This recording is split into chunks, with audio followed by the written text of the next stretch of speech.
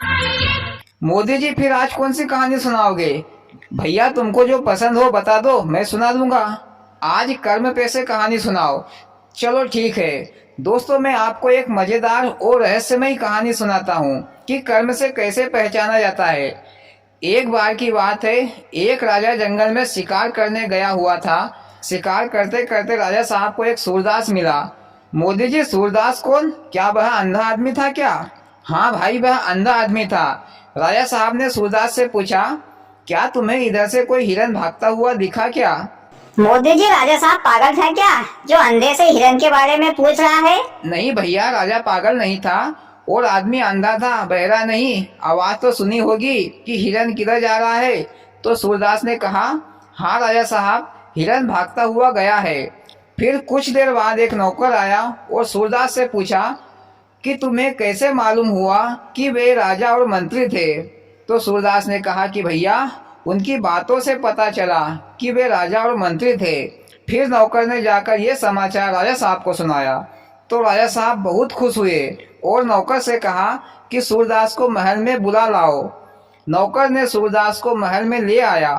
राजा साहब ने सूरदास के लिए दाल रोटी भात से भरा थाल सूरदास को खाने के लिए दिया। इतने में ही एक मोती विक्रेता मोती बेचने आया। तो राजा साहब ने मोती खरीदने के लिए मोती वाले को बुलाया और मोती सूरदास को दिखाए।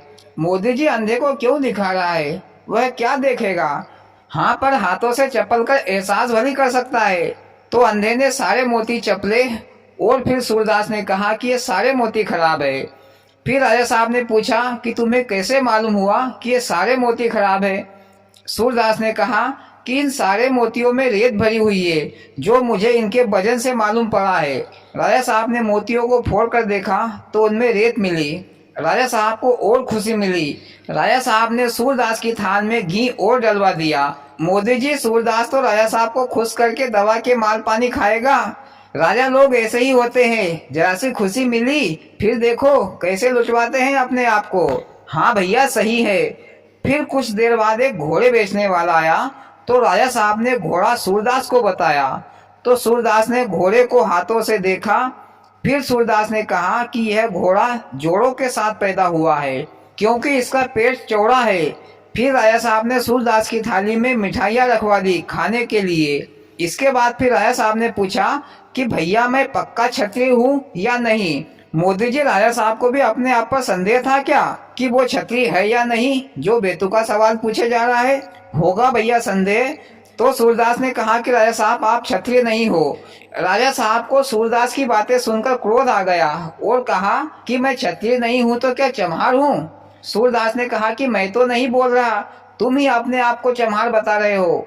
मेरी नजर में तो तुम एक बनिए हो, जो प्रसन्न होने पर कभी घी दे रहे हो तो कभी मिठाइयाँ दे रहे हो। अगर तुम क्षत्रिय होते तो मुझे लाखों रुपए इनाम देते, दूध घी मिठाई नहीं देते। मोदी जी, सूरदास तो बड़ा ही चट्टम आदमी निकला। अरे वो कहते हैं ना, अंधे लंगड़े बहरे लोग एक गुण आगे ही होते हैं। हाँ भाई, लाखों रुपए की बात बोली है सूरदास ने। मोदी जी, फिर क्या सूरदास को पैसे दिए राजा साहब ने?